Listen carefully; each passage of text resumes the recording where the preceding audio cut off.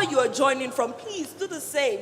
Bring out your mobile devices, take a picture. You could even take one close to your screen. Exactly. And upload it, put it online. Let the world know that there's such an important celebration. You said it's an August event, even though never mind that it's in September, right? Yes. So we want the world to see that, to know that there's such an important conversation. And social media is so powerful. So we'll ask you, Your Excellencies, dignitaries, please share with the world what's happening here today. Now, just to give us a sense of what's coming today, we have, thank you. To give us a sense of what's coming today, we have interactive sessions, panel discussions, goodwill messages, and in due time they will be coming up. Let me also tell you what we have from the both of us. With the two people, you get double power, double collaboration. Exactly. So what we're going to be doing in the course of the event is that we have some quizzes set out. Quizzes about gender and inclusion, quizzes about the policy, about the Policy Innovation Center, right. Quizzes that you would get, and just maybe there will be some prizes. So as the conference goes on, please pay attention to every detail, because we have something coming. And these are quizzes that you can't check Google for. So promise we won't check Google? Yes, you can't ask ChatGPT, please. Exactly. So I'd like to also recognize the presence of a few other people here today. As I said, we have lots of dignitaries present at this occasion. And we have the Deputy Governor of Kaduna State, Dr. Hadiza Balarabe. Please let's give her a warm applause. She's represented, of course. So please let's welcome her all the same. Thank you very much. Also here is a principal investigator, Gates Foundation, funded RSM2SNF and USAID Nigeria funded PSEG, Professor Saweda Liverpool Tassi. Let's give Professor Liverpool Tassi a warm welcome. Also here today is Professor Onyekon Tassi of Michigan State University. Let's give Professor Onyekon Tassi a warm welcome as well. Thank you very much. And to move on October 2021, so we will actually be 3 years in a couple of weeks. The center is an initiative of the Nigerian Economic Summit Group, a leading think tank in Africa, redefining evidence-based policy. And so our vision is simple: to deliver better policies and innovative solutions for social impact across sectors. And our mission is to improve policies and programs using gender transformative and behavioral approaches to drive social change. And we have 5 pillars that govern the work we do. Gender and social inclusion, like you see, is right at the top. That's part of why we're here. Behavioral insights application, because that helps us to think a bit deeper as to all the behavioral dynamics that impact on how people think, how people behave in practice, and how that impacts on interventions. Social and behavioral science research, because that helps us to think about how to get the evidence to inform the work we do. Social and behavioral change, because we need... How do you think the cost of living has affected your work and your general livelihood? The way we approach governance, for example, and the way we program now, you see some people walking the streets. And then finally, evidence-based policy. And we work across 7 sectors: global health, education, innovative digital solutions, gender and social inclusion, which is still why we're here, governance, poverty, livelihood and jobs, agriculture, climate and food security. In the interest of time, I may not be able to tell you all the work we're doing across these areas, but at our exhibition booth you will see a lot of products, research work we have done, and you can get a lot more information about some of the work we're doing across the country. Is not affecting in order to ensure that we're able to do all the work we do for behavioral insights, the PIC has a behavioral innovation lab, and we use lessons from behavioral and social sciences to design, test and scale solutions for social impact. We draw from existing behavioral research frameworks, conducting RCTs, policies, looking at social behavioral determinants. I mean, for some of us who were part of the last panel yesterday, you would have had a lot of conversations about social norms, tradition, understanding, all the issues relating to male engagement, constraints for women livelihood and all that. We feed do both us or both government or both anybody will get money. What do you feel say we feed do to help the country? Policies for humans. Because policies are developed to make life better. And then for evidence-based policy, we have a lot of policy work that we're also doing across the country.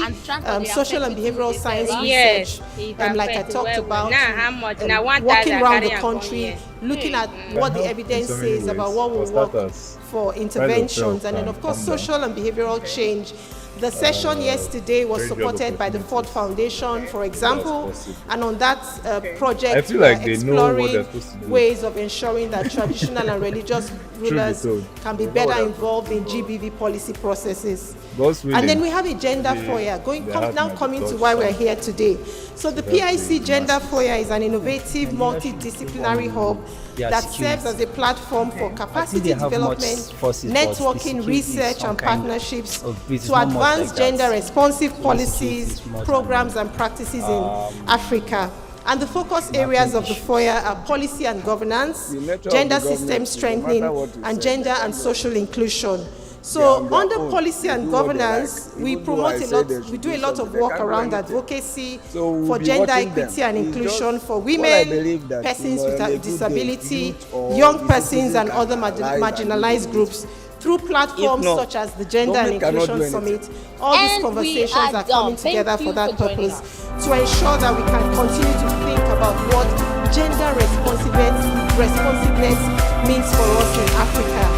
And then for system strengthening, we also understand that there are capacity gaps relating to strengthening capacity of development professionals, government, private sector stakeholders. So we launched the Gender and Development course in 2022, and to date we've trained more than 300 people across different sectors, private sector, development stakeholders, donor agencies. And recently this year we launched the Gender for Private Sector Development course, and also Gender and Taxation courses. You can find out a bit more about these trainings at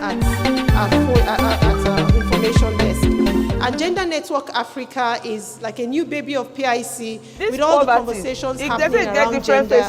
We're now looking at opportunities to bring people together to network, collaborate and work together to continue to drive the message around gender and inclusion. Coming to the Gender and Inclusion Summit, we identified a problem in 2022. There was no dedicated platform in Nigeria for evidence-driven dialogues, policy advocacy, and annual check-ins, just coming together once a year to check in on all the things happening around inclusion, women leadership, livelihoods, empowerment, and seeing where the gaps are and how we can address those gaps. So we thought there was no dedicated platform for that.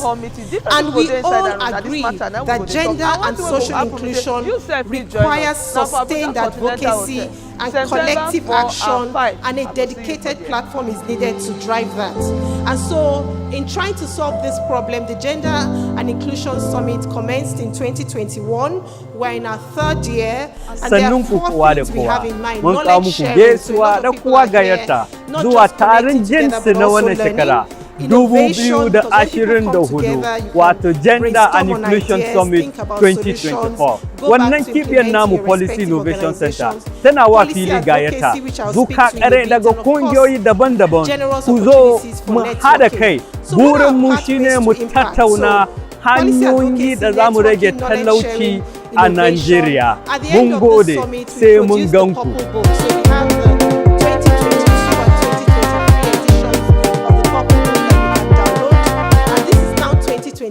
Habari, jina langu ni Dr. Mary Jimo kutoka PIC. Nina furaha tele kuwakaribisha Abuja na kuwakaribisha Nigeria. Tutakuwa tukiongea maneno kuhusu umaskini katika Gender Summit 2024 hapa Abuja. Tunataka kuongea kuhusu vile umaskini inabadilisha maisha ya watu hapa nchini na vile tunaweza kufanya suluhisho ili watu watoke kutoka hii umaskini. Karibu Abuja, karibu Nigeria. And also program development. And we never are able to do the summit without the amazing support of our partners. So this is just an opportunity. I know we'll have an opportunity to do that at the end, but just saying thank you to all the partners that collaborate with us every year to ensure that we can have this summit. And thank you so much for listening. Summit 2024 is happening soon, and the theme is reimagining gender. The Executive Director of Policy Innovation Center, Dr. Osasu Dirisu, if you agree with me that the PIC is doing some amazing work, just one more time for Dr. Dirisu, the whole team. Let's give them a warm applause. Thank you for the work you're doing. They say teamwork makes a dream work, and it's great to see that playing out here today. I just want to quickly recognize yet again the presence of the Senior Special Assistant to the President on International Cooperation, Dapo Oyewole. Thank you for gracing this occasion with your presence. How do you think the cost of living has affected your work and this is a moment I've looked forward to ever since I heard that this was on the lineup, and this is for a number of reasons. To survive the now, next you see some speaker people this walking morning the streets, you has think championed they are sick. and blazed the trail for women in Africa and beyond, and it is such an honor to have her at this event and in Nigeria. But just in case you're wondering who I'm talking about, let me give you the backstory. Now, this woman, she's immediate former vice president of Liberia. But that's not all. Liberia's very first female vice president. She's also the immediate former president of the Liberian Senate. And what's more, former First Lady of Liberia. She is the current Secretary General of the African First Ladies Peace Mission. Distinguished guests, ladies and gentlemen, it is my honor to welcome to the podium Chief Dr. Jewel Howard Taylor for her keynote address. Let's give her an Abuja applause, a Nigeria applause, an Africa applause as she comes to the podium. Thank you. Money no day, auntie. No money. I carry granite 6 cents money. I know fee Sarah. Nothing. Market no day. If you no go fee buy am. Because our money no day. Say we feed do both also both government or both anybody we get money. What do you feel say we feed do to help the country? My continent and Abuja is an amazing, exciting city.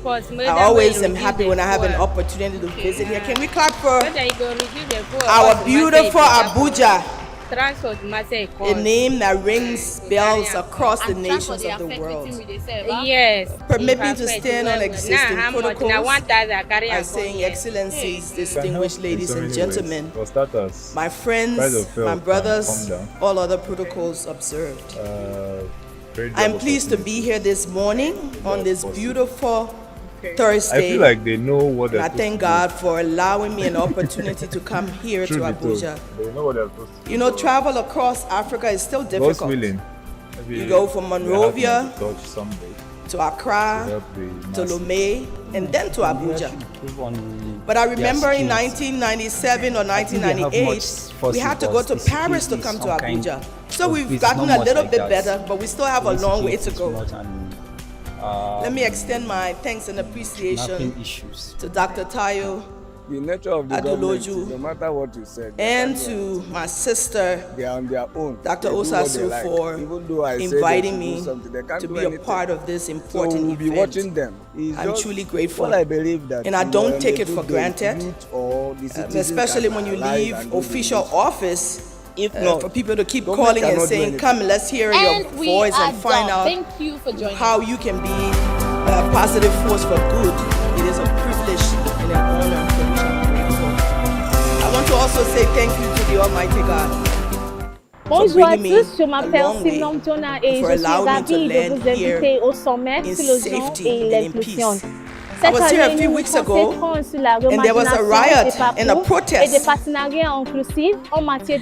I was saying to myself, wow, I've come from a war-torn country, only to come to Abuja for a protest that seemed like it would turn everything upside down. I want to thank the government of His Excellency, President Bola Ahmed Tinubu and his team for getting involved with the young people and continue to speak about the issues that must be changed and willing to work to make a better country. Can we clap for the president and the government of the Republic of Nigeria, sometimes please. if it be man face, another time that woman face.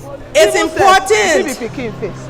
And you see, that is a topic for discussion. Road, household, there is still a platform to discuss. There is still a platform to this year continue to generate the discussions that we need. But you know, my father told me a story, and I will tell you the same thing. We're going to talk about. We're going to answer questions. It is easier to stand on the sidelines and criticize when you have never walked in the shoes of someone. Our roads will become better. Our people will live better lives. And Nigeria is still our best example of democracy. So when we come that town hall meeting, different people go there inside that room. Now this and we'll continue to grow and develop. As you sit here, you might not think it's important, but if you come from a country like Liberia and look at all of our challenges, when I come here, all I see is one step at a time and the progress that inspires us to continue to do better. So I'm grateful. Sannun ku kowa da kowa mun kawo muku gaisuwa da kowa gayyata zuwa taron jinsi na wannan shekara 2024 wato Gender and Inclusion Summit 2024. Wannan kibiyar namu Policy Innovation Center tana wa fili gayyata zuka kare daga kungiyoyi daban-daban ku zo mu hada kai burin mu shine mu tattauna hanyoyi da za mu rage talauci a Najeriya. Mun gode sai mun ganku. Because the entire world is looking at how do we move forward. One of Africa's greatest sons, Madiba Nelson Mandela, in a letter to his wife that he wrote in 1975, from which I quote. Yes. Since my release, I have become more convinced than ever that the real makers of history are the ordinary men and women of our country. And their participation in every decision about the future is the only guarantee of democracy and freedom. End quote. This, my friends, is the crux of gender equality. Full and equal participation of all. At this summit, there are two sides to consider. On the one hand, we face systemic intergenerational inequality and poverty.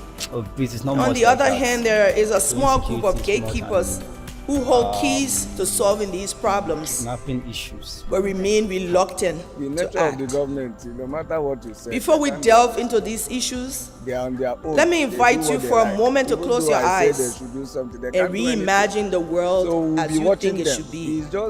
Well, I believe that, on a good day, if you it's important to take that moment to reimagine a better world. If not, as I see it, to the eyes of faith, we all have the same picture. There may be different colors, different shapes, different ways, but there is one future. A world where there is enough for everyone. Bonjour à tous, je m'appelle Simon A world where everyone is included. A world where the hopes and dreams of our young people can be realized at the flick of a button. A world where women are active, safe, empowered, and where governments serve the people, not themselves. Un défenseur ou simplement quelqu'un qui est passionné par l'idée de faire une différence. Venez travailler ensemble pour créer un changement durable. Merci et rendez-vous là-bas. Inequalities and open our eyes to reimagining gender-inclusive pathways and partnerships. It doesn't get different faces. As we ponder this critical issue, if it be man permit me to ask that you consider how far we have come, and then consider the distance we still have to travel to achieve our altruistic goals. Even the market self, they say as the poverty they show. Despite the multitude of laws, our big town hall millions of protocols and rules and regulations, all this plenty matter, all in place, signed, ratified, real progress remains elusive. If these frameworks were fully implemented, I believe our world will indeed be a better place, be more equitable, so when we come that town hall meeting, different people go there inside that room, those this matter, now we go to talk. And what will happen, we say, you self join us. Yes, indeed, it is time to consider new options. September 4. But do we need to reinvent the wheel? Or do we need to take a hard look at what works and summon the political will to do what is right, what is just, Sannun ku what kowa da is fair? kowa. mun kawo muku gaisuwa da kuwa gayyata zuwa taron jinsi na wannan shekara 2024 wato Gender and Inclusion Summit 2024. Wannan kibiyar namu Policy Innovation Center tana wa fili gayyata zuka kare daga kungiyoyi daban-daban ku zo mu hada kai. Burinmu shine mu tattauna hanyoyi da za mu rage talauci a Najeriya. Mun gode sai mun ganku.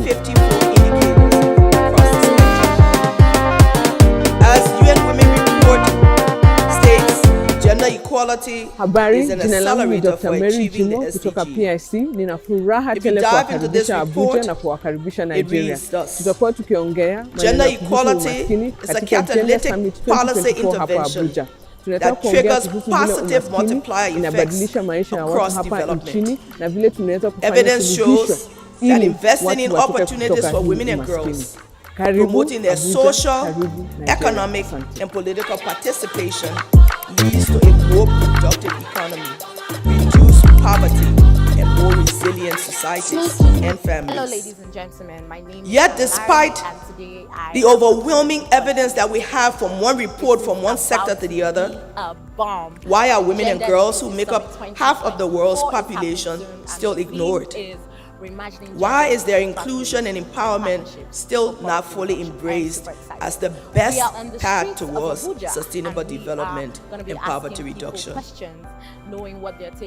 My answer is simply the lack of political will at all levels. I'm a student. I'm doing my IT. I want to use this opportunity to make a clarion call to all those holding the keys to the gates of our nations, and our communities, and our families, to allow full participation of both genders in real terms, not just talking about it. How do you think the cost of living has affected 10 years, we've talked your about work it, and we've analyzed your we've general added numbers livelihood? to it. Yet the numbers very so many slowly people are hungry are changing. to survive now. You see some people walking the streets, you see they are sick. It's a lie. Yesterday I had the privilege of listening to comments from traditional religious and civil society leaders. Government should find solutions. We're on the panels at the summit. Is worse now. I honor and thank them for their bravery in discussing the real issues, their openness to look at new options, and their candor with which they opened up. To me,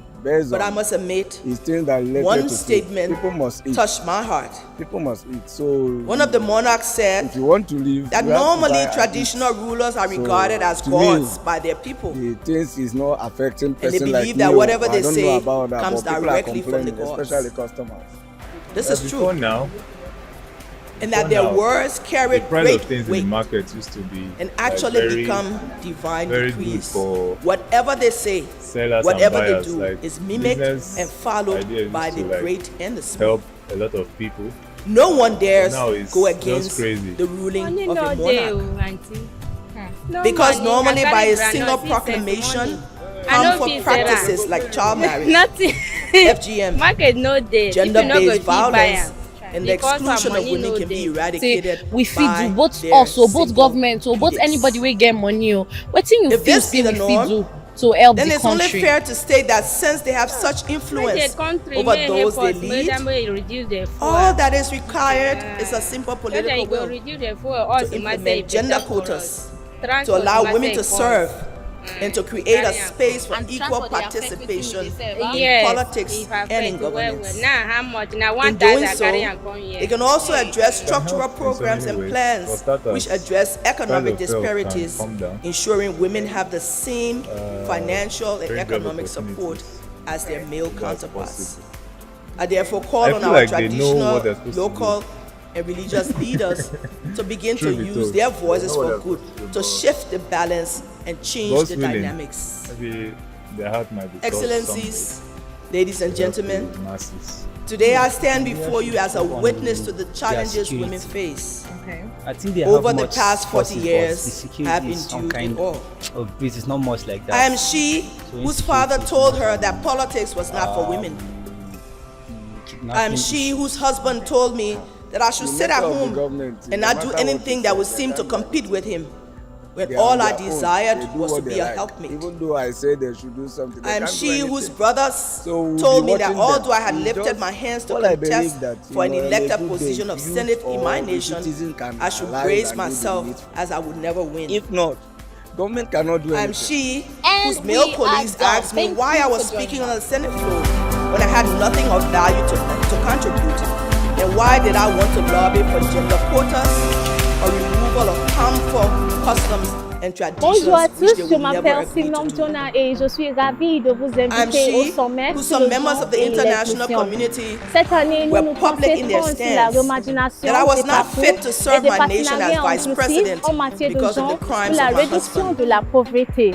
Et I am devinez she quoi? whose Le political sommet party members s'adresse à spoke tout le monde. that there was Donc, no que vous way I soyez could un win an election, décideur and so politique, I should go un and sit down. défenseur, In fact, I ou was only a simplement woman. quelqu'un qui est passionné par l'idée de I'm she faire who une applied for différence, many jobs venez in the travailler United ensemble States pour when I lived créer there, un changement but was durable. told over and Merci over et again that rendez-vous the là-bas. only positions open were that of a clerk.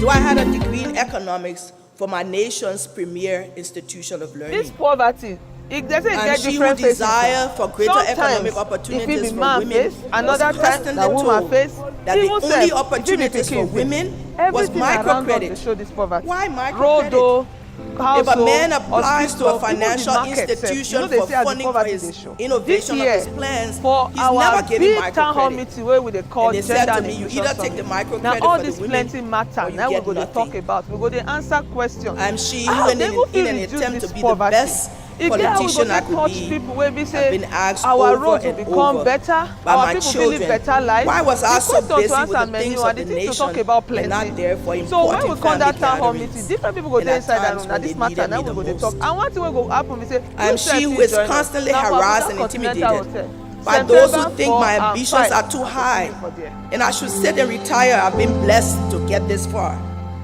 But my experiences over the years has only deepened my resolve that indeed women must be allowed to sannun fully ku kowa da participate kowa in mun all kawo muku aspects of gaisuwa da national kowa life gayyata and follow zuwa their taron dreams. jinsi na wannan shekara I am she who has received great 2024 support wato Gender from and male Inclusion leadership Summit champions across the 2024 world wannan and kibiyar namu consistent Policy support from Innovation women and Center girls. tana wa When fili mostly gayyata men will say, duka kare daga "Why don't kungiyoyi women support daban-daban ku zo I am an mu example haɗa of kai women supporting burin mu women, shine mu of which I am tattauna truly grateful. hanyoyi da za mu rage talauci a Najeriya It mun is this gode high level sai of mun support that has ganku allowed me to grow and to thrive and be the people that I am today. You see, this is the reality of what we're discussing today. Habari, This is jina the langu ni reality of Dr. Mary womanhood. Jimo kutoka Should it PIC. remain Nina so, furaha tele I kuwakaribisha and many Abuja women na across the kuwakaribisha world Nigeria. say no. Tutakuwa tukiongea Let me be maneno ya clear kuhusu that things umaskini must katika change. Gender Summit And the 2024 time to hapa Abuja. reimagine gender Tunataka kuongea inclusive kuhusu vile pathways umaskini and partnerships for inabadilisha maisha poverty ya watu hapa reduction nchini is na now. vile tunaweza kufanya As the suluhisho UN Women ili Report watu watoke concludes, kutoka hii in order to umaskini. reimagine and then Karibu, create the Abuja, new karibu, world for all Nigeria. of us, Asante. we must adopt a holistic approach to gender equality, transforming the structures that perpetuate inequality and allowing women and girls to be an integral part in driving unity, peace, innovation, and development. The political party system must open up to women, allowing them without intimidation, without fear, without harassment, without economic stress to get involved in the politics of our day so that we contribute fully to the things that are happening, especially since every decision taken at a local, or regional, or national level directly affects the woman. What do you do for a living? Excellencies, distinguished ladies and gentlemen, this is the task for this moment. I'm a baba. May we all rise up Yes, sir. to the I'm an challenge of entrepreneur. calling this generation I have some basic and skills changing the status quo for based the on the hardship better. of the country. Each of you has a voice.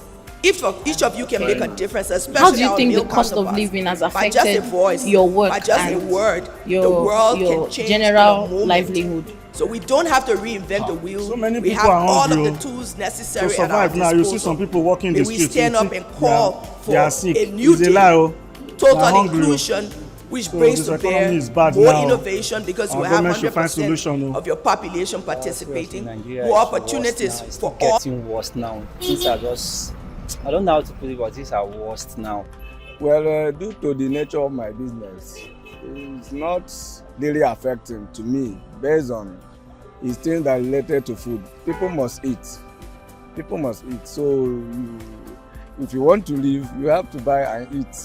So to me, the things is not affecting person like me, but I don't know about that. But people are complaining, especially customers. Before now, the price of things in the market used to be like very, very good for sellers and buyers. Like business ideas used to like help a lot of people, but now it's just crazy. Money no dey, auntie. No money. I carry groundnut, 6 cents money. I no fit sell am. Nothing. Market no dey. People no go fit buy am because our money no dey. Say we fit do both us or both government or both anybody wey get money. Wetin you feel say we fit do to help the country? Make the country may help us. Make them reduce the fuel. Okay. So that you go reduce the fuel, also must say it better for us. Transport must say cost to carry and come. And the transport they affect wetin we dey sell? Yes, it affect well. Now how much? Now 1,000 carry and come here. Hey. It can help in so many ways. For starters, price of fuel can come down. Okay. Great job opportunities. Okay. If that's possible. Okay. I feel like they know what they're supposed to do. Truth be told, they know what they're supposed to do, but God's willing, maybe their heart might be touched someday to help the masses. Nigeria should improve on their security. Okay. I think they have much forces, but the security is some kind of base. It's not much like that. Okay. So insecurity is more than kidnapping issues. Okay. The nature of the government, no matter what you said, they can't do anything. They are on their own. They do what they like. Even though I say they should do something, they can't do anything. So we'll be watching them. It's just what I believe that, on a good day, if youth or the citizen can analyze and do the needful. If not, government cannot do anything. And we are done. Thank you for joining us.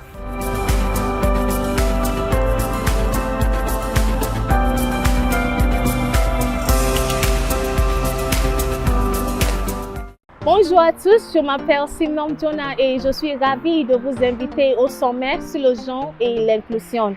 Cette année, nous nous concentrons sur la reimagination des parcours et des partenariats inclusifs en matière de genre pour la réduction de la pauvreté.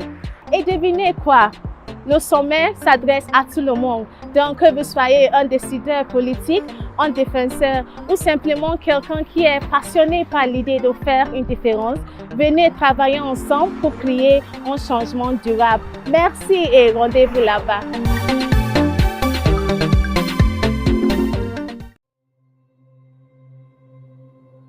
This poverty, it doesn't get different faces. So sometimes if it be man face, another time na woman face, even self if it be pikin face. Everything around us dey show this poverty. Road o, house o, hospital, even the market sef. They say as the poverty dey show. This year, for our big town hall meeting wey we dey call Gender and Inclusion Summit, na all this plenty matter na we go dey talk about. We go dey answer question. How they even fit reduce this poverty? E get how we go take touch people wey be say our roads will become better, our people will live better lives. The question to answer many and the thing to talk about plenty. So when we come that town hall meeting, different people go there inside that room. Now this matter, now we go to talk. And one thing will go happen, we say, you sef fit join us. Now for Abuja Continental Hotel, September 4 and 5, I go see you for there.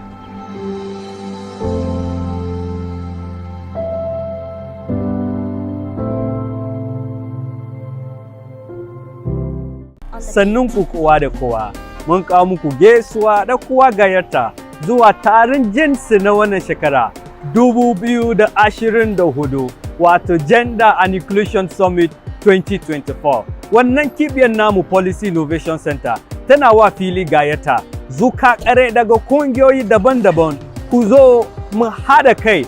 Burinmu shine mu tattauna hanyoyi da za mu rage talauci a Najeriya. Mun gode, sai mun ganku.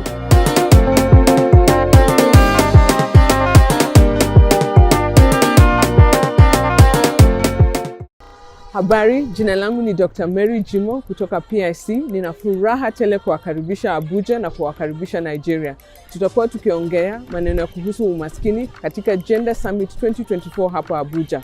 Tunataka kuongea kuhusu vile umaskini inabadilisha maisha ya watu hapa nchini na vile tunaweza kufanya suluhisho ili watu watoke kutoka hii umaskini. Karibu Abuja, karibu Nigeria. Asante.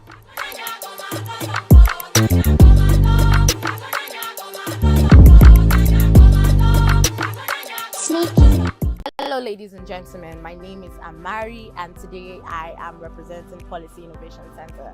It is about to be a bomb. The Gender and Inclusive Summit 2024 is happening soon and the theme is reimagining gender inclusive pathways and partnerships for poverty reduction. I am super excited. We are on the streets of Abuja and we are going to be asking people questions, knowing what their take is on the current situation of the economy and of Nigeria. Come with me.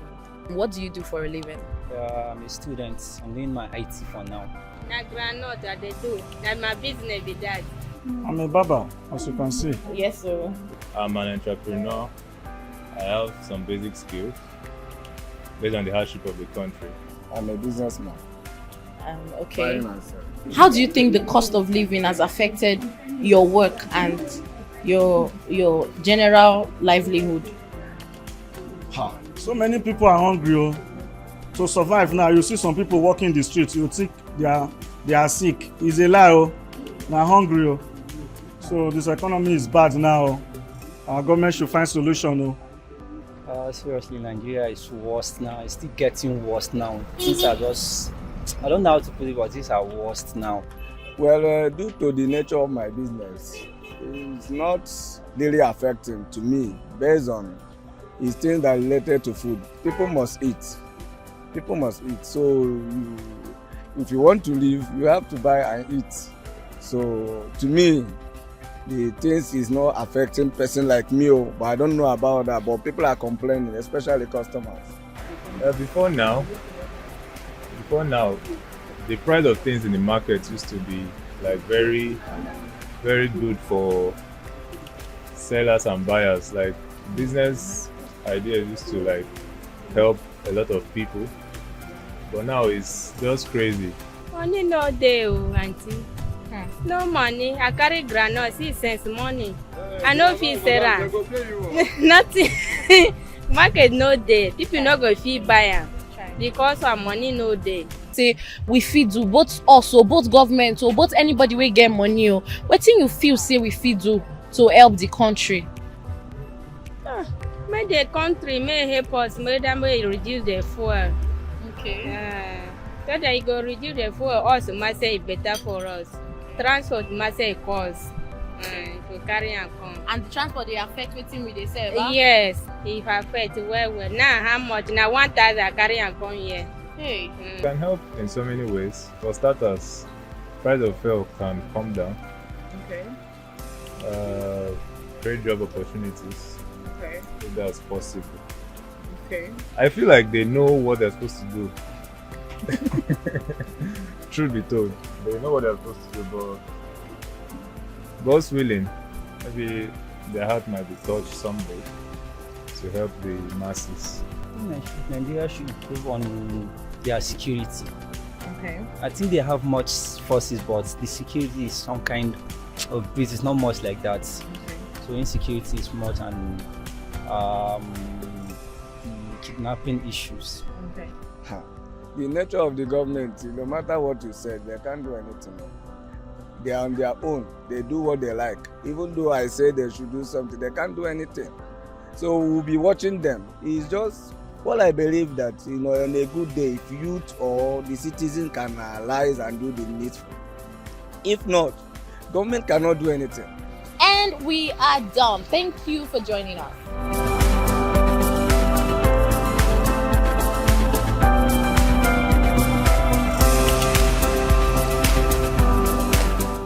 Bonjour à tous, je m'appelle Simon Jonah et je suis ravie de vous inviter au sommet sur le genre et l'inclusion. Cette année, nous nous concentrons sur la reimagination des parcours et des partenariats inclusifs en matière de genre pour la réduction de la pauvreté. Et devinez quoi? Le sommet s'adresse à tout le monde. Donc, que vous soyez un décideur politique, un défenseur ou simplement quelqu'un qui est passionné par l'idée de faire une différence, venez travailler ensemble pour créer un changement durable. Merci et rendez-vous là-bas.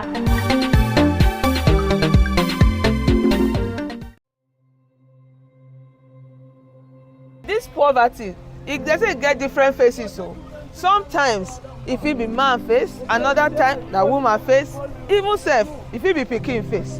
Everything around us they show this poverty. Road o, house o, hospital, even the market self. You know they say as the poverty they show. This year for our big town hall meeting wey we dey call Gender and Inclusion Summit. Now all this plenty matter now we go dey talk about, we go dey answer question. How they even fit reduce this poverty? E get how we go dey touch people wey be say our roads will become better, our people will live better lives. The question to answer many and the thing to talk about plenty. So when we come that town hall meeting, different people go there inside that room. Now this matter, now we go dey talk. And one thing will go happen, we say, you sef fit join us. Now for Abuja Continental Hotel, September 4 and 5, I go see you for there.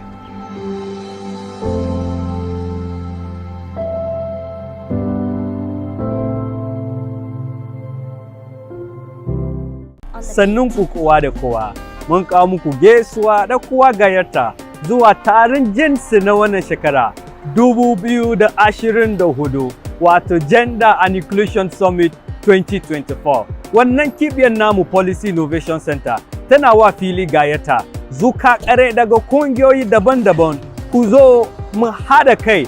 Burinmu shine mu tattauna hanyoyi da za mu rage talauci a Najeriya. Mun gode, sai mun ganku.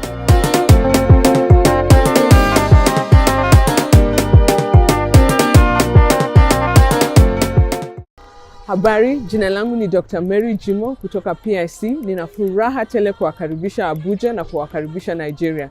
Tutakuwa tukiongea maneno kuhusu umaskini katika Gender Summit 2024 hapa Abuja. Tunataka kuongea kuhusu vile umaskini inabadilisha maisha ya watu hapa nchini na vile tunaweza kufanya suluhisho ili watu watoke kutoka hii umaskini. Karibu Abuja, karibu Nigeria. Asante.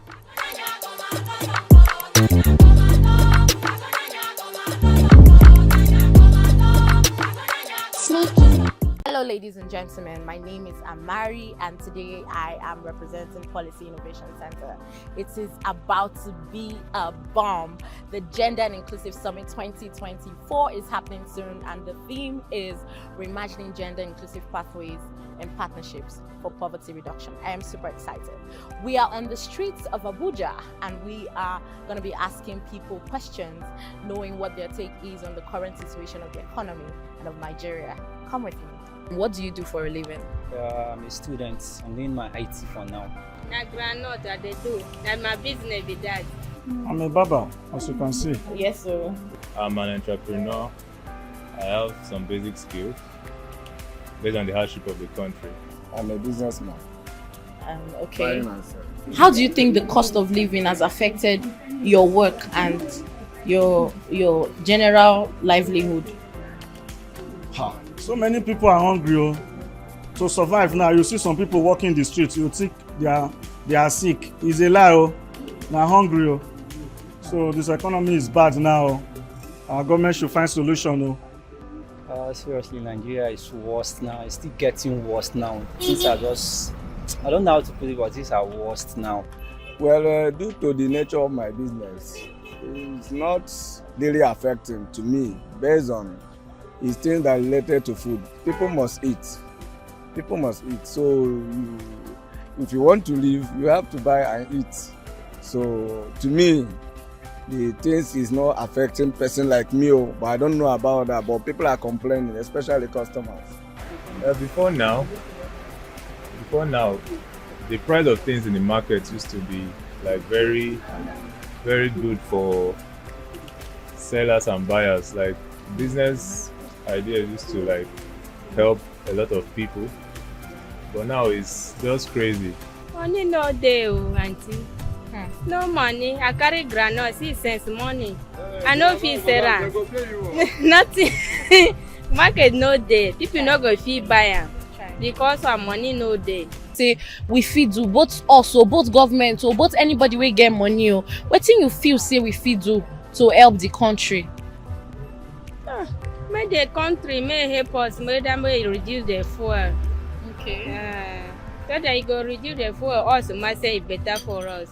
Transport must say cost to carry and come. And the transport they affect wetin we dey sell, Yes, if affect well. Now how much? Now 1,000 carry and come here. Hey. It can help in so many ways. For starters, price of fuel can come down.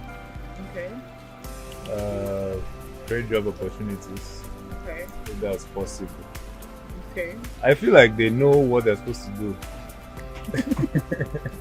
Truth be told, they know what they're supposed to do, but God's willing, maybe their heart might be touched someday to help the masses.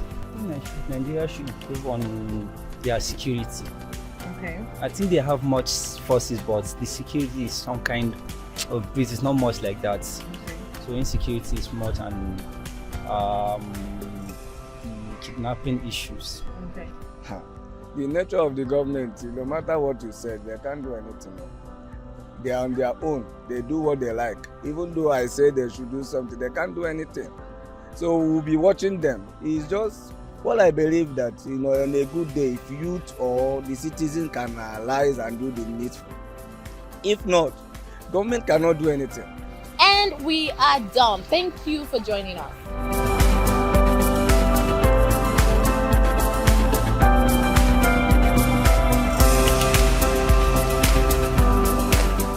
Bonjour à tous, je m'appelle Simon Jonah et je suis ravie de vous inviter au sommet sur le genre et l'inclusion. Cette année, nous nous concentrons sur la reimagination des parcours et des partenariats inclusifs en matière de genre pour la réduction de la pauvreté. Et devinez quoi? Le sommet s'adresse à tout le monde. Donc, que vous soyez un décideur politique, un défenseur ou simplement quelqu'un qui est passionné par l'idée de faire une différence, venez travailler ensemble pour créer un changement durable. Merci et rendez-vous là-bas.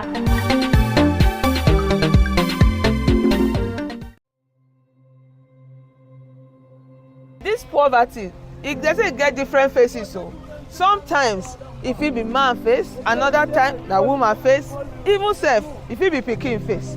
Everything around us dey show this poverty. Road o, house o, hospital, even the market sef. They say as the poverty dey show. This year for our big town hall meeting wey we dey call Gender and Inclusion Summit, na all this plenty matter na we go dey talk about. We go dey answer question. How they even fit reduce this poverty? E get how we go take touch people wey be say our roads will become better, our people will live better lives. The question to answer many and the thing to talk about plenty.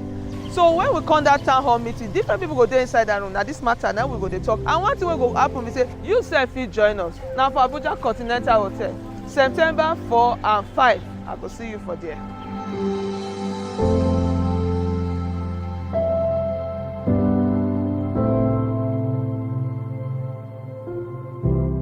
Sannunku kowa da kowa, mun kawo muku gaisuwa da kowa gayyata zuwa taron jinsi na wannan shekara 2024 wato Gender and Inclusion Summit 2024. Wannan kibiyar namu Policy Innovation Center tana wa fili gayyata zuka kare daga kungiyoyi daban-daban ku zo mu haɗa kai. Burinmu shine mu tattauna hanyoyi da za mu rage talauci a Najeriya. Mun gode, sai mun ganku.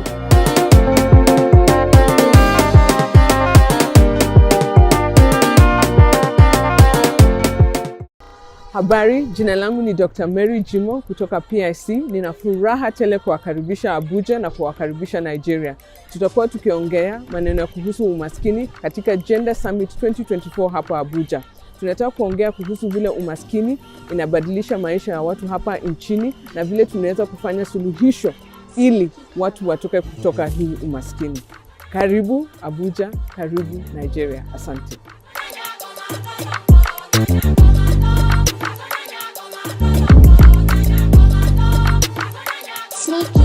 Hello ladies and gentlemen, my name is Amari and today I am representing Policy Innovation Center. It is about to be a bomb. The Gender and Inclusive Summit 2024 is happening soon and the theme is reimagining gender inclusive pathways and partnerships for poverty reduction. I am super excited. We are on the streets of Abuja and we are going to be asking people questions, knowing what their take is on the current situation of the economy and of Nigeria. Come with me. What do you do for a living? I'm a student. I'm doing my IT for now.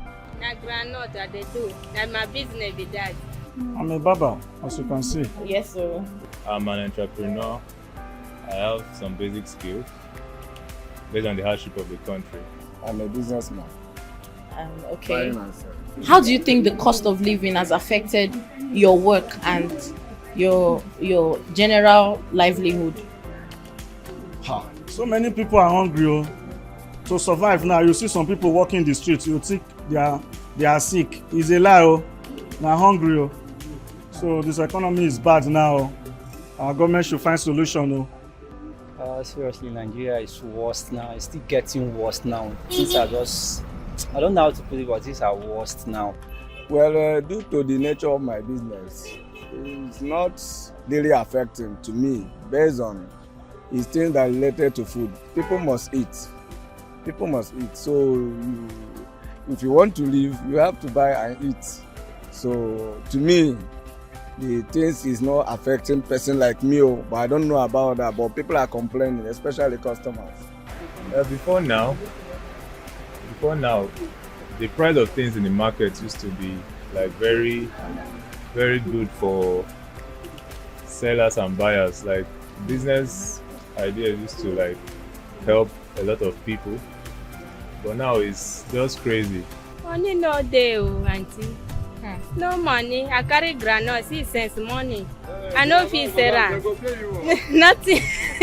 Market no dey. People no go fit buy am because our money no dey. Say we fit do both us or both government or both anybody wey get money. Wetin you feel say we fit do to help the country?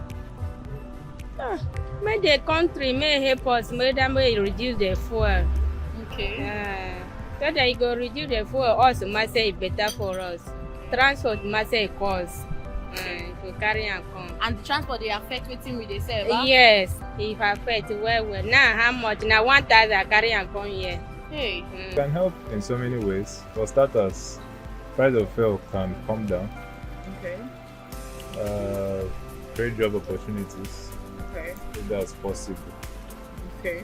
I feel like they know what they're supposed to do.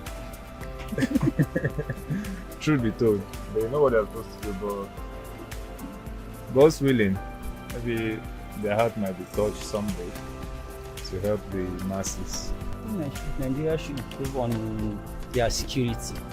Okay. I think they have much forces, but the security is some kind of base. It's not much like that. Okay. So insecurity is more than kidnapping issues. Okay. The nature of the government, no matter what you said, they can't do anything. They are on their own. They do what they like. Even though I say they should do something, they can't do anything. So we'll be watching them. It's just what I believe that, on a good day, if youth or the citizens can analyze and do the needful. If not, government cannot do anything. And we are done. Thank you for joining us.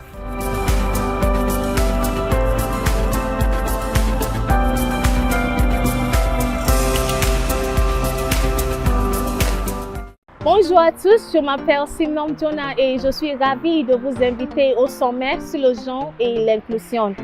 Cette année, nous nous concentrons sur la reimagination des parcours et des partenariats inclusifs en matière de genre pour la réduction de la pauvreté. Et devinez quoi? Le sommet s'adresse à tout le monde. Donc, que vous soyez un décideur politique, un défenseur ou simplement quelqu'un qui est passionné par l'idée de faire une différence, venez travailler ensemble pour créer un changement durable. Merci et rendez-vous là-bas.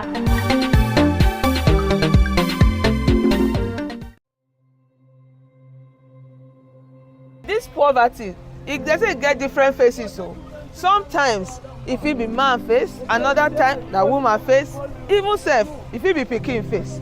Everything around us dey show this poverty. road, house, hospital, even the market sef. You know they say as the poverty they show. This year, for our big town hall meeting wey we dey call Gender and Inclusion Summit, na all this plenty matter na we go dey talk about. We go dey answer question. How they even fit reduce this poverty? E get how we go dey touch people wey be say our roads will become better, our people will live better lives. The question to answer many and the thing to talk about plenty. So when we come that town hall meeting, different people go there inside that room. Now this matter, now we go dey talk. And one thing will go happen, we say, you sef fit join us. Now for Abuja Continental Hotel, September 4 and 5, I go see you for there.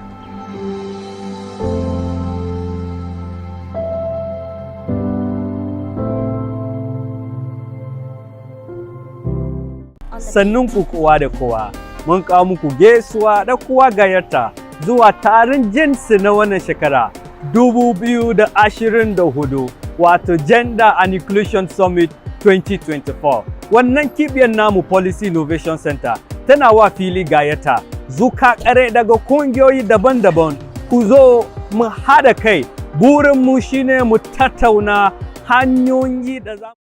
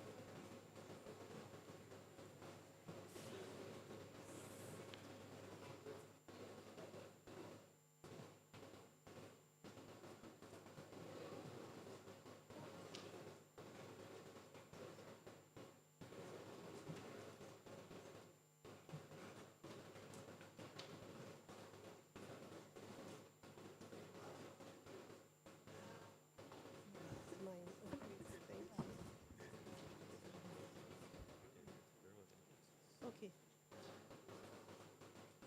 All right. Thank you. Good afternoon, everyone, and thank you for sparing some time to sit through this session. This is a really important topic, dear to my heart personally, but dear to everyone in the development sector, because every day, as a medical doctor, when I used to practice clinical medicine, you know, a patient comes to you in the clinic and irrespective of what they're coming with, maybe a cold, fever, you can't really completely address their issues without having conversations about living standards. Yeah. And in having those conversations about living standards, you're going to be thinking about, so, for example, where do you cook? So, for example, if it's a 6-month-old child, coming up with recurrent throat infections or chest infections, you want to find out about ventilation. Are they cooking at home? In Nigeria, we know one of the biggest issues with the face me, I face you crisis is the I pass my neighbor generators, because you have people living here, people living there, and all through the corridors you have generators. And why are we worried about that? We've seen a lot of people die from smoke inhalation in their sleeps. And then the noise. Sometimes you underestimate the impact of the noise. But also because our rural areas are not well developed, we have massive rural-urban migration that is now congesting the urban areas. And in all these conversations, we need to begin to ask ourselves about what solutions, what sort of conversations we have to have about affordable housing. If we don't, people are just going to continue to live in urban slums that contribute negatively, not just to their health, to their well-being. Sometimes we don't even think about the mental health implication of waking up, with, the roof has fallen, rain has come down on you, you have to bail water every day. So there are a lot of complex issues to have. Why are we bringing this conversation into this summit? The reason why we're doing that is because we're now looking at poverty as a multidimensional issue. So beyond income, we want to also look at all the other determinants: health, education, living standards, access to water, access to electricity. I'm not going to say more than this because I have an expert panel who would really help us think a bit deeply about some of the issues that I'm going to be raising today. So I'm going to start with Will. You've done a lot of work. And incidentally now, you're doing a lot of work in Abuja. Can you just start by giving us some reflections about your thoughts about how Abuja has evolved as a city, what sort of challenges you see in the light of some of the conversations we've been having, and what this has implications for urban poverty? Yeah, thank you so much. So I just start by checking my own privilege, right? I'm a white man from the old colonial ruler here. I've only been in Abuja a year and a half, and cities all over the world tend to work better for people like me, and that's because they're mostly designed by people like me, and Abuja is no different. Put your hand up if you've ever held a copy of the Abuja Master Plan. Okay, 1, 2. It's quite a hard document to come by. I have held one copy, but I don't have my own hard copy. And I had a look through it last night, and this kind of exemplifies my point. The foreword says, "Dear Mr. Coco, International Planning Associates is herewith pleased to transmit the master plan for Abuja." And it goes on, signed sincerely, Abraham, Walter, and Thomas, 3 men. The members of the board of the FCDA, the Federal Capital Development Authority, it was 11 men and just 1 woman. The technical assessment panel listed on the front couple of pages, 14 men, not a single woman. And the international review panel is 4 men. So, the gender issue is baked into, the way that Abuja is and was designed. And, when you look at the city dispassionately, Your Excellency, you said you enjoy coming to this beautiful city, and the city centre is undoubtedly, a beautiful place, particularly in the green rainy season. But most people can't afford to live in the city centre, and they live in increasingly distant satellite towns or in informal settlements dotted around the city. And the main response from those in charge has been to demolish. There's a crisis of demolition that has been going on in Abuja for nigh on 20 years. When it comes to transport in particular, the band sung the Kiss Daniel song Gwagwalada just now. Gwagwalada is 55 kilometers from here, 55 kilometers, and there is barely a single public bus that you can get. The master plan had a pretty good public transport plan. It has not been delivered. And as well as we have demolition, we also have a political view of informal transport, that it is contributing to many of the city's problems. Okada drivers were banned because it was said that they were criminals. Kekes, many people who were given kekes as an unemployment program by the government then had their kekes removed. There's no damfos in Abuja like there are in Lagos. Imagine Lagos without damfos. You can't, but Abuja is Lagos without damfos. It's very, very hard to get around, and this has a particular impact on women. There is a security crisis associated with taxis. Everyone is afraid of one-chance robberies. So yeah, I'll leave it there because I could go on, but yeah, there's some kind of deep gendered issues kind of very much baked into the design of the city and also how it's managed today. Thank you, Will. Raised a lot of important points. Many people can't afford to be here at the center. They stay, on the outskirts. But we really don't have a functional transport system. How do people come into the town?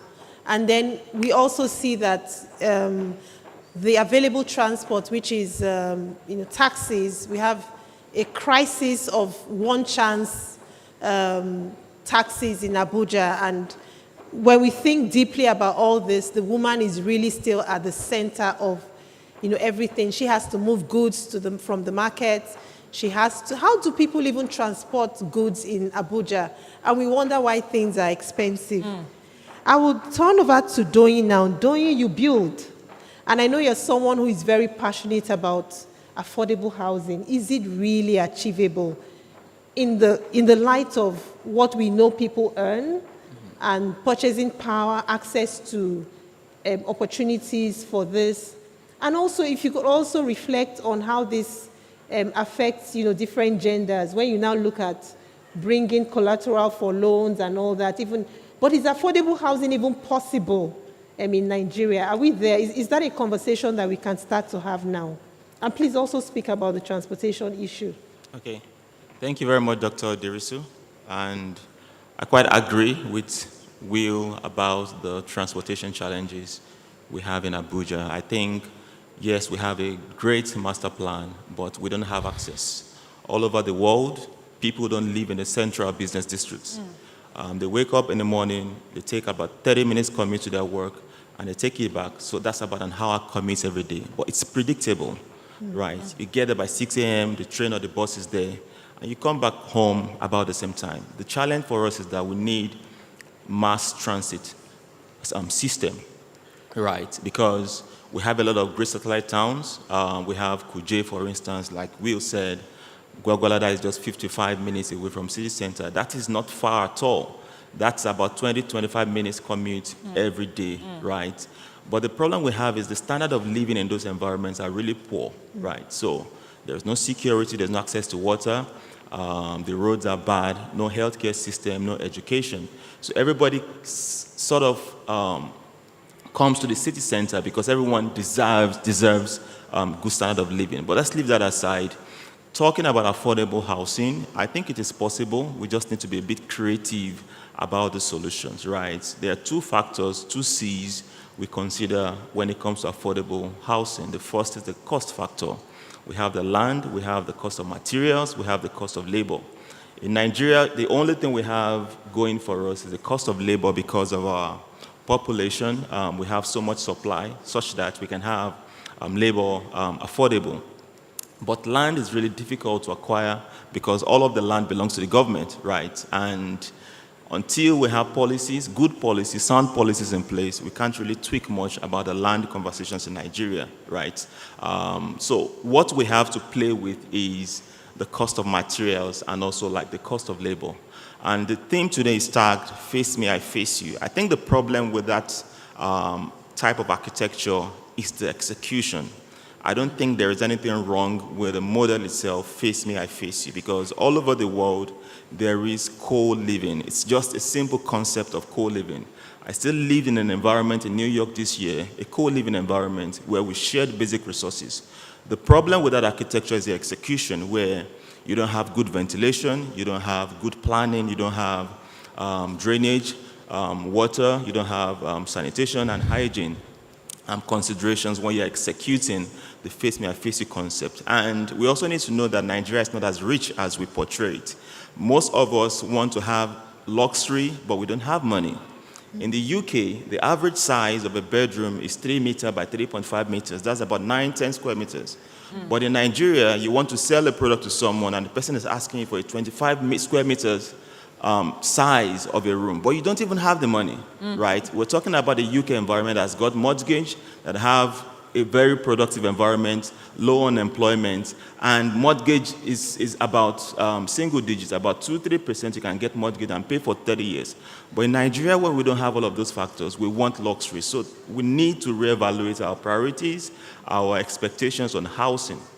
And going back to affordable living, you see most of these tech companies that have grown in the last 5-10 years have leveraged on the sharing economy.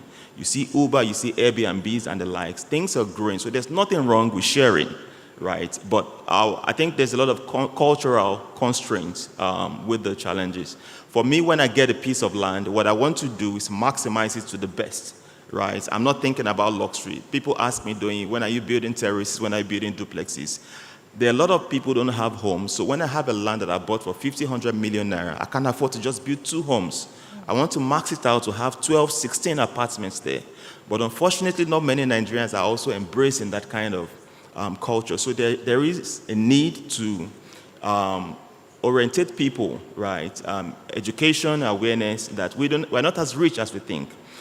Because when you think about the multi-tenant kind of apartment, then you can begin to reduce costs.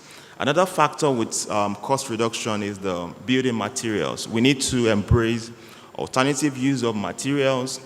If you remember sometime around March this year where our currency was devalued, that easily translated into hike in construction materials. I was buying cement before then for 4,800 naira, but around March, April, it went to 11,000, 12,000 naira per bag.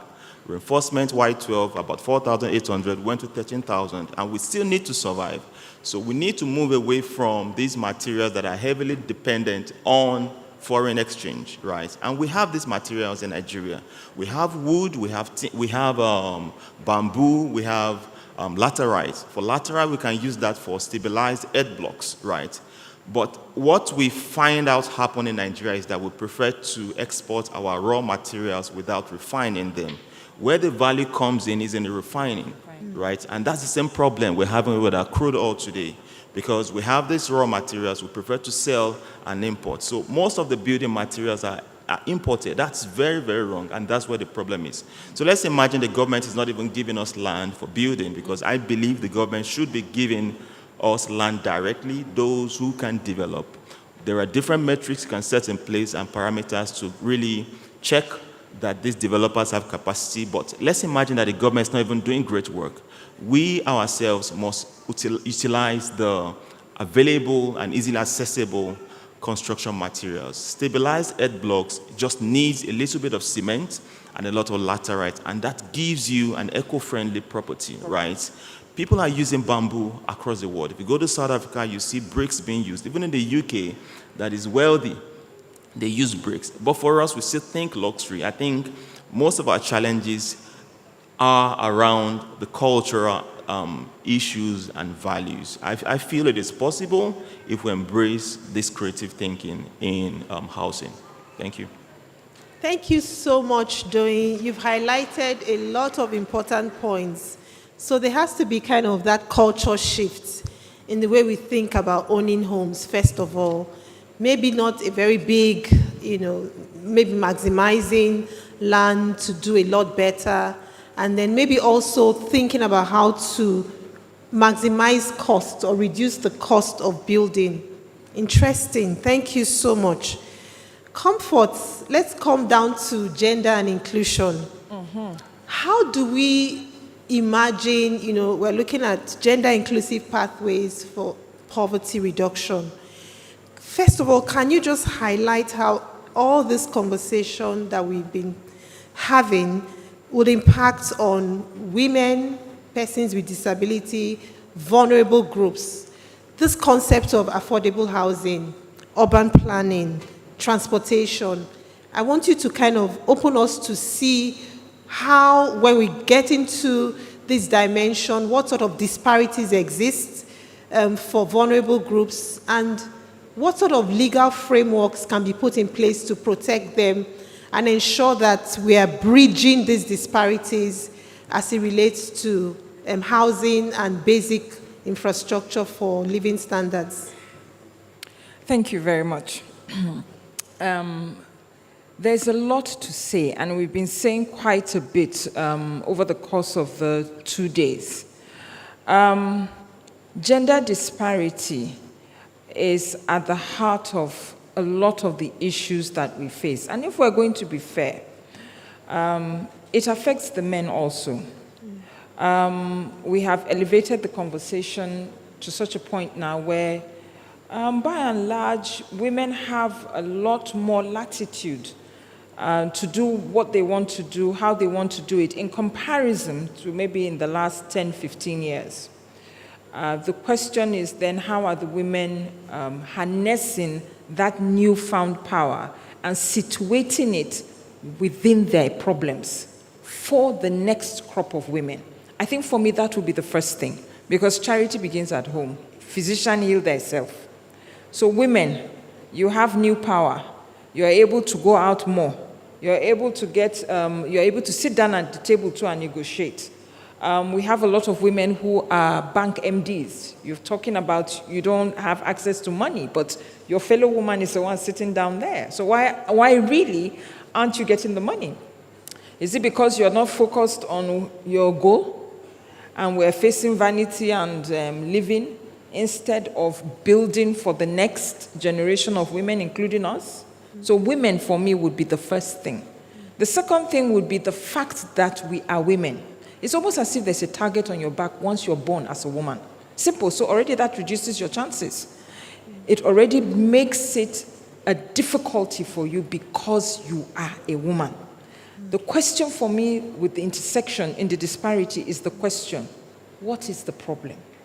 Why is the woman viewed? Why is the female? Let me take it to the gender. Why is the female viewed as a problem?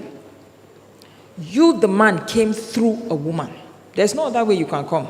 Okay, they put you inside test tube. Was it not her egg? Okay. They will still put her somewhere, put what do you call it, the combination, what do you call that thing now? When the sperm and egg meets, that thing. No, the name of the fertilization, there's a way they call it, when the two meet, that one. They will shall put it inside a woman. I'm going to be raw.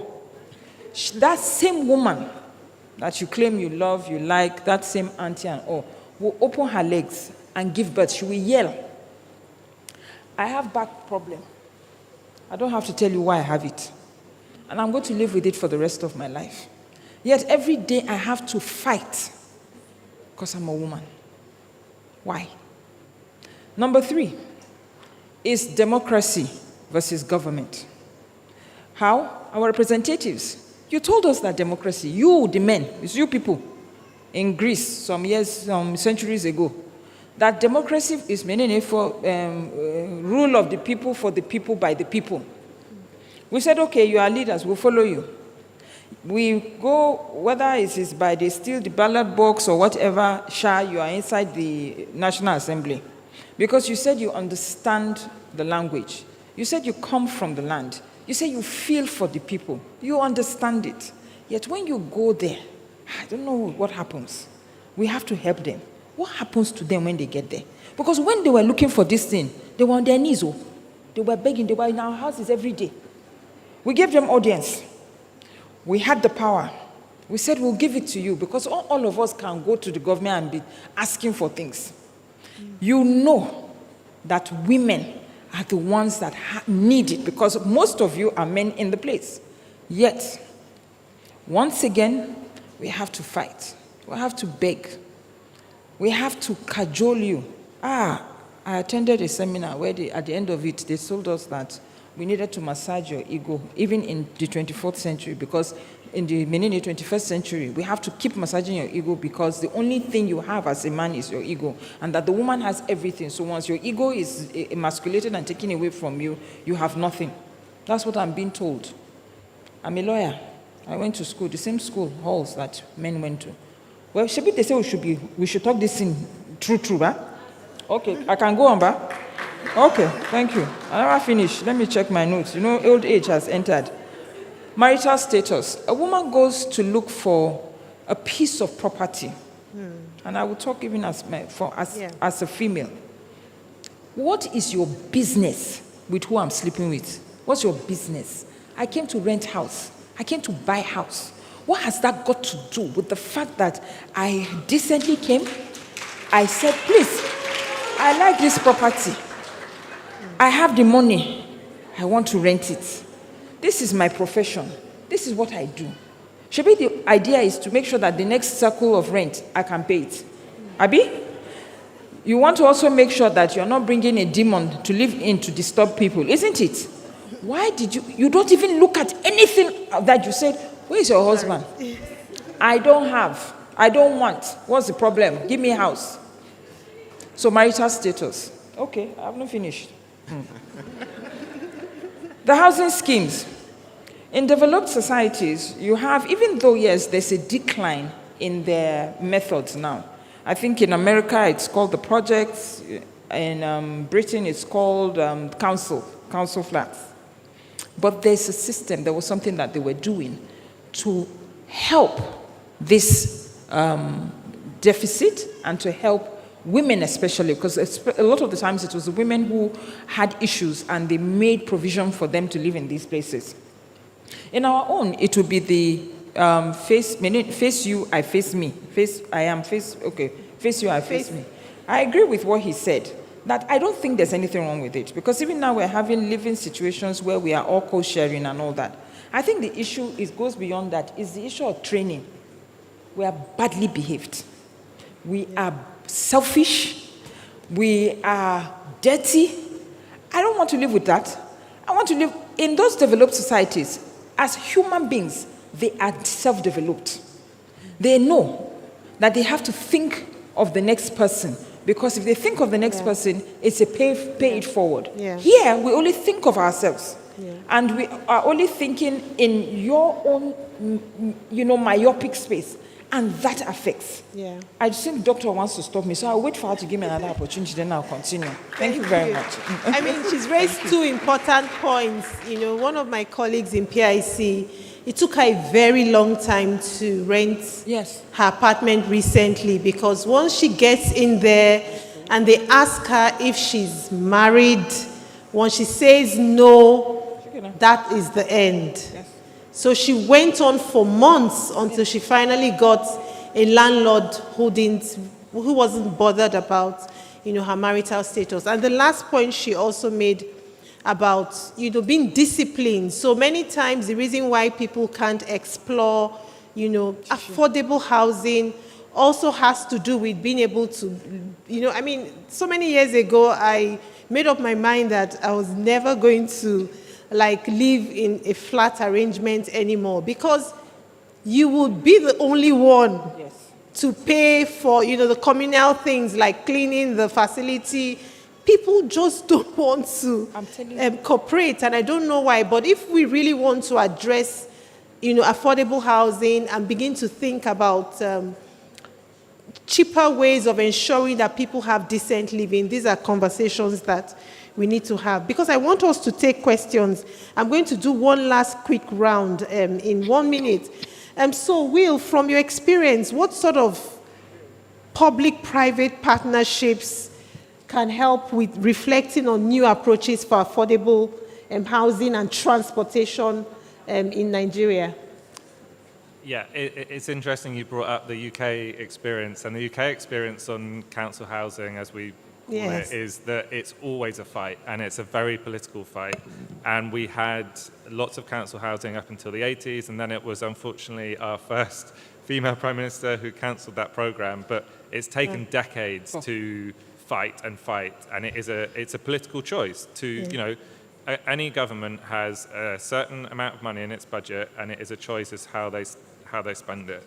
At the moment, particularly in Abuja, not enough of that money, in experts' opinion, is being spent on affordable housing. Hence, why we have the situation here that we do. You talk about public-private partnerships. It's important to bring in the private sector, particularly when we know that state-led housing problems here have suffered all kinds of problems, but it has to be done in a very controlled and measured way. It's no good just giving land to private developers on the cheap because the government own it, and then collecting 30% of the profit, which is the current policy in Abuja, and not having any kind of policy that says you need to be bearing down on costs, you need to be using local materials, you need to make sure that the infrastructure is there, you need to be aiming at a target price. So you have these PPP housing developments that are selling at about 10 times what an affordable home would be. There's some really good work down in Ogun State where the state government did a lot of work to figure out, what is the price that our civil servants can afford for a decent house, and it was around 4 million. And then they worked, as my panelist was saying here, they worked really hard to get down the costs of the materials, to densify those settlements, to make it efficient. Something like that needs to happen in Abuja, because currently, the advert just outside here is selling a house for 50 million naira. That is just so astronomically out of the range of most people. It seems over the top to call it a crisis, but it really is a crisis, and it requires good people in state government and in the area councils to kind of come together and work with, not against, the poor, because currently the view is that you can demolish your way out of this crisis, and you can't. Thank you so much, Will. Thank you. You've talked a lot about, reducing cost of materials and, innovative ways of thinking about that. Given the fact that we have a really big problem with building collapse, standards, what measures should be put in place as we reflect on this to ensure that we are also protecting people from harm, Unfortunately, the only measure we have to put in place is self-regulation. Right, self-regulation. If I'm spending 200 million naira to build a house, I should be the last person that wants the house to collapse, not the person regulating me. But we have very warped values in Nigeria, and that's where it starts from. What do I gain when my building collapses? Right, I always tell myself, I should be able to live in this house. So it starts with values. We need to reevaluate our values as people of Nigeria. Every time we point fingers at the president, at the people in government, but for you living in the face me and face you apartment, are you doing the right things, for instance? So I would say self-regulation, because no matter how much you get externally regulated, once you don't have that check within yourself, you won't get things right. But I also think that the regulators should leverage technology to reduce the issues of corruption, because that's also a big problem. I don't have to talk about that now, but what we realize is that the regulators are not so much interested in what they are supposed to check on site, but what they get afterwards. So beyond self-regulation, We want policies where we reduce as much human elements in these processes. For instance, in my first project, a simple information as knowing the land use acts for the land, for the property, which means, can I build 1, can I build 10, can I build 50? I had to ask 5 times in the same institution, and I got different responses. A simple website where I can put in my CFO and it generates the land use would have solved the problem. So technology takes away a lot of these corrupt practices. So those 2 things, self-regulation and leveraging technology to reduce corruption, will be the way forward. Thank you. Wow, thank you so much. And then finally from you, Comfort, you've raised a few issues, especially I'm really, really passionate about this marital status issue. What sort of policy reforms would help to make access to housing more inclusive in Nigeria? You had asked me about the legal framework, and I wanted to say that I don't even think that we need more policies, legal frameworks. Now I understand what it means, what gender neutral means. If we look at everybody as a human being, without whether it's a man or a woman, will it not apply to all of us? So all the legal frameworks that are in place now will apply to a woman. Abi? Housing for all. It didn't say housing for men. It said housing for all. Simple. So can we get you need to call them the politicians, the reps, the people who are at the helm of it, to be the ones to drive this. We can't keep on sitting here without them, quite frankly. They must come here or we'll take it to them and be doing it in National Assembly. Because without that, honestly, we're still just speaking rhetorics.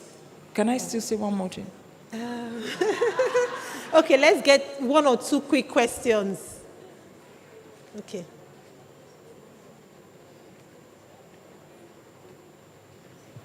Thank you. Really enlightening panel. My name is Francesca Oriri, and I'm the founder of Leading Ladies Africa. So I'd like to hear from the panelists your thoughts on something that has kept coming to me during the duration of this summit has been gender norms. Women are often at the tail end, or they suffer from gender and cultural norms. Now, what are your thoughts? Are there any specific things that we can do to walk around, eliminate, mitigate, or completely dismantle gender norms and how they negatively impact women when it comes to ownership, economic prosperity, and things like that? Thank you. Thank you. We'll just take all the questions together. Can we have the man at the back?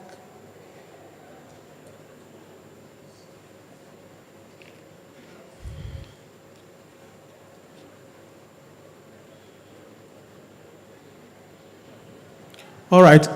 Good afternoon, everyone. My name is Hayo Ade, and I work with Boping. I think the starting point is that we need to see shelter as a basic necessity. The standpoint of trying to push it over to the people, I think that is not fair. You know, having to see landlords and homeowners, holding some stereotypical beliefs against the decency of a lady, it's something abnormal. And I think that has to stop.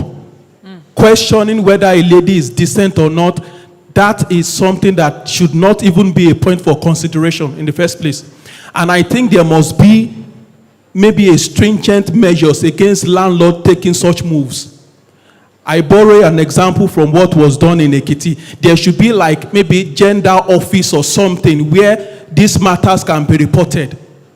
And again, to the government, I want to say that government also has a responsibility to housing.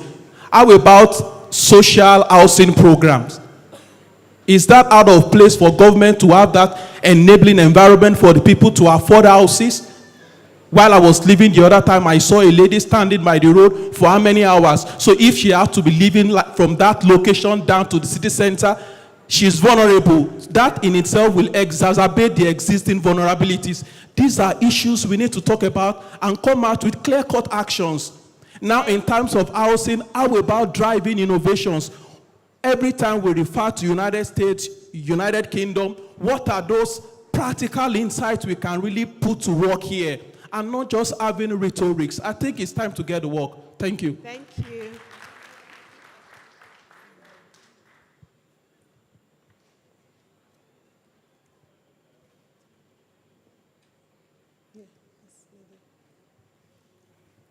Thank you. My name is Savio Goldalapa. I work for Nigerian Institution of Surveyors. I'm a land surveyor. I want to ask a question to both on the legal aspect and land tenure security. What are those measures we could put in place to help the involvement of women on land security on informal settings? For instance, Abuja have AMAC. I'm exposed to the master plan, so I know what I'm talking about. Abuja has different kind of settlements where the AMAC has its own tenure system, and then we have the FCDA, where it's government inclined, and where the power of the governor, the state governor, has right over lands. How do we come up with policies that would help mitigate this land tenure insecurities that are against women? And secondly, too, how do we get to map and analyze data? Because I've not seen anywhere that there's any data or map that shows the direct disenfranchisement for women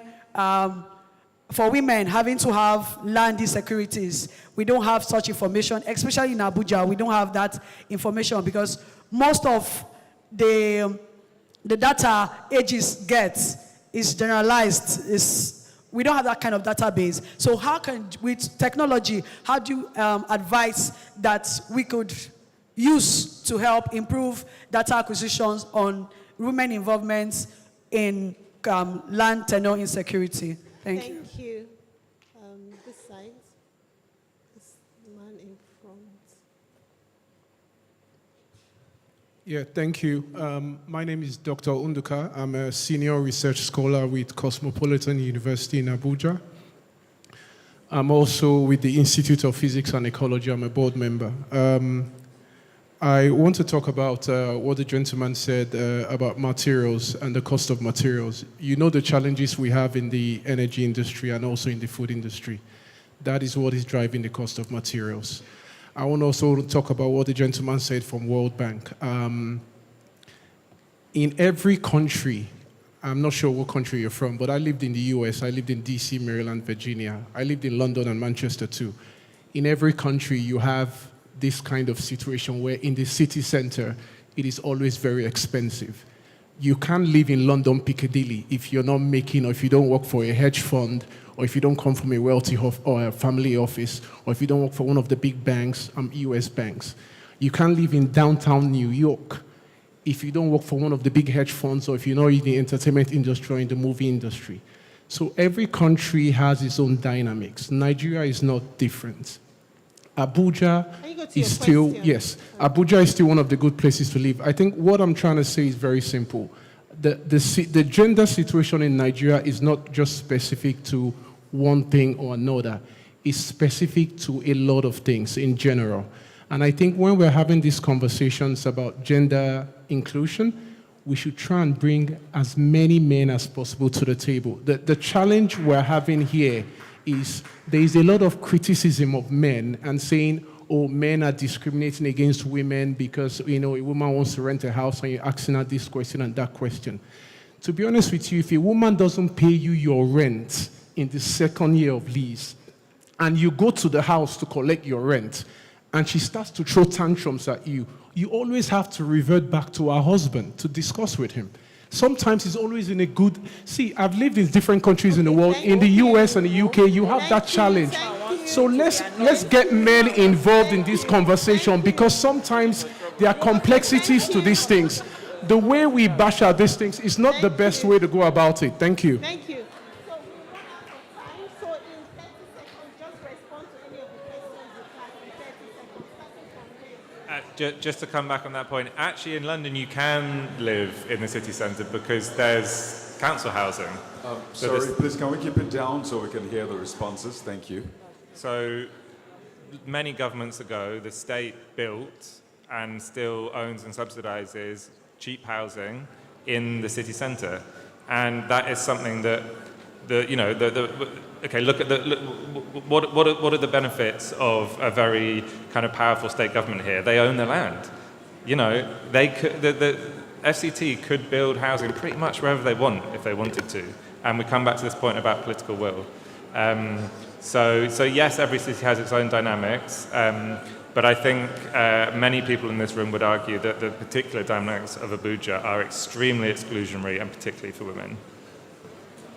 Thank you. Right. So for me, I would say women should think more about ownership, right? Think ownership, ownership, ownership. Unfortunately, just like the land surveyor mentioned, we have a lot of issues around the land system in Nigeria. But for me, I personally don't do lands that don't have good title deeds, because that's your proof, you understand? The land is money as it is. So even if it means 50 or 100 of you are coming together to put money together, please focus on lands and properties that have good titles and think ownership. I think globally it's just about 15% of women that have property to their names. So one of the challenges we have in Africa is not just a housing problem, it's an economic problem. We are not as productive as we should be. So even if all the houses were available to be bought, we don't have money, you understand? So think about what can give you leverage, and that's by investing in property with good titles. And you can make micro investments as a group. So you need to prioritize, change your priorities. When you gather as a cooperative, as an organization, right? Focus on the most important things, ownership, you understand? The more women start to own properties, then it begins to change the narrative. So when women own properties, then I'm sure they wouldn't be denying other women from renting their properties. So I think ownership is the way to go. Thank you. All right. Okay. Mr. DC, I want to tell you why that woman throws the tantrum. Her Excellency said when a woman is in charge or in a place where she has to protect her children, she'll do anything to make sure that they have a roof over their heads, water and all that. And that is why she throws the tantrum, because the man who is supposed to pay the rent has not paid the rent, and he has allowed this agent or landlord to come and embarrass her. That's why. Now, going on to the next one, you asked about gender and cultural norms, how to dismantle. We cannot totally dismantle gender and cultural norms, because there is a place for the female, there is a place for the male. We can't run away from that, no matter all the grammar we speak. However, we have to be human. What is good for the goose is good for the gander. Simple. That's literally it. Thank you. What is good for the goose is good for the gander. Thank you so much for having us this afternoon. I want to thank my panelists. You can continue the conversation with them, as the day progresses. Thank you so much, everyone. Thank you so much. I think this session has been very interactive. We'll take pictures quickly. And, it just reminds me of the typical face me, I face you life. There's always disagreements. But thankfully, this is face me, I face you, and not face me, I slap you. So let's keep the conversation on. Lots of ideas have been brought up here, and that's the point of this whole session, that we'll leave here with solutions to these challenges. So thank you once again to our moderator and the panelists for dealing with this face me, I face you matter. Just to add that the PIC, that's a host of a Gender and Inclusion Summit 2024, would appreciate feedback from all of us, all the participants in this session. And to do this, you can scan the QR code outside, or you can meet any of the ushers to get the QR code, or go to the feedback stand where the research assistants can support you, or the digital screen. So there are lots of options for you to give your feedback. Once again, please, let's put our hands together for the panelists and the moderator. Fantastic one we had here. And just as she said, the conversation continues. Well, it's now time for us to take a moment, stretch our legs, get some tea. Ladies and gentlemen, it is tea break time. But there's an addition to that. There's also an exhibition tour, so it's not just tea break. Please take a moment to go around. And I'm excited to tell you that the exhibition tour will be led by Her Excellency, Chief Dr. Joel Howard Taylor, whom we have in our midst today. So she'll be leading the delegation across the exhibition stands. So please take a moment to patronize, purchase things, have some networking moments, and we'll converge in exactly... Okay, we'll converge at exactly 1 p.m. So that's just exactly 17 minutes from now. Please note that we'll converge at exactly 1 p.m., 17 minutes from now. So thank you very much. Have a great time. See you by 1 p.m.